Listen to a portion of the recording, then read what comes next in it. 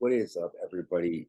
I am your host and longest reigning WWE pay-per-view champion, the hot commodity can't see, and you are checking out our Broken Skull Sessions series recap. And today's episode is on Kevin Nash. Kevin Nash sat down with Stone Cold Steve Austin to go over his career. This is going to be a quick video discussing and recapping the Kevin Nash Broken Skull Session series. So Kevin Nash starts talking about how he played basketball in WCW. He was the character of Oz and Vinny Vegas. He remembers he got called by Vince McMahon to join WWE to be Shawn Michaels' bodyguard. He talks about getting drunk on a bus, and Vince called him to his house and asked him in person how Kevin Nash would feel getting the title. And he told Kevin Nash that he thought that he was ready for the belt. Kevin won the title and fought with Bob Backlund.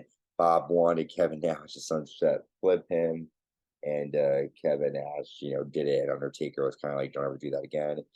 Diesel goes on to win the title, and the house shows were doing bad, and Madison Square Garden shows were doing bad as well, which is a surprise. So they changed the WWE title live at Madison Square Garden. Um, they wanted to have a surprise during the show. He would go to hotels in Stone Cold, and they would have shitty towels. Uh, he had a Mazda, and he wanted to drive 100 miles an hour. It was really bad for him to do.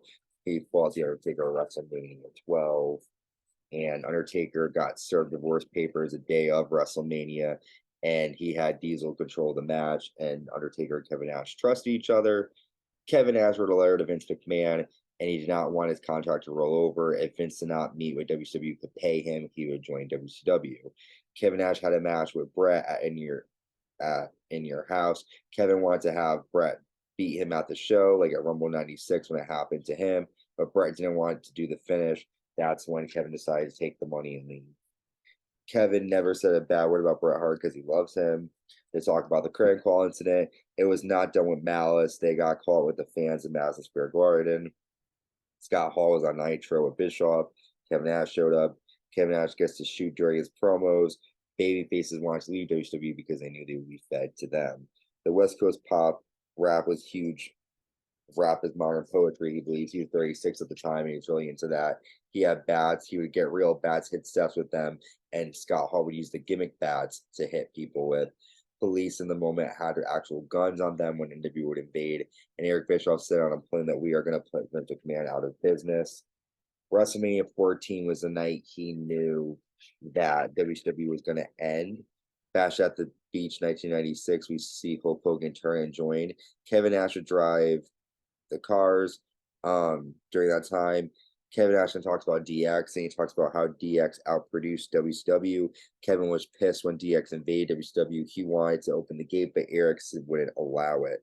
In Starrcade 1998, he had a match with Goldberg, and he ended Goldberg's undefeated streak and won the WCW title. Goldberg believes Nash booked this, but Nash claims that why would I book myself to lose it a month later or whatever was the case. They lost contact during the war with a lot of wrestlers, and WCW became number one. You remember he told Eric Bischoff one day Eric would work for Vince McMahon. After 83 weeks, WWE would end up winning. Kevin Nash got paid for 16 months to stay home. When NWO came to WWE in 2002, no one wanted them there. When Vince McMahon did the chair turn and have only at that time he only had Hulk Hogan and Scott Hall agreeing to be there. Kevin Nash did not agree. He felt like a Confederate general in the U.S. Army in WWE. He liked working in TNA, working with guys like Sting, Frankie Kazarian, Samoa Joe, AJ Styles, the main event Mafia. Diesel returns to 2011 Royal Rumble. This is the last time he got there. He talks to Hall of Fame, and it felt real for him. When NWO came out WrestleMania 34, he took it all in. 80,000 people cheered for him. And he pretty much talks about working with AJ Styles during COVID times.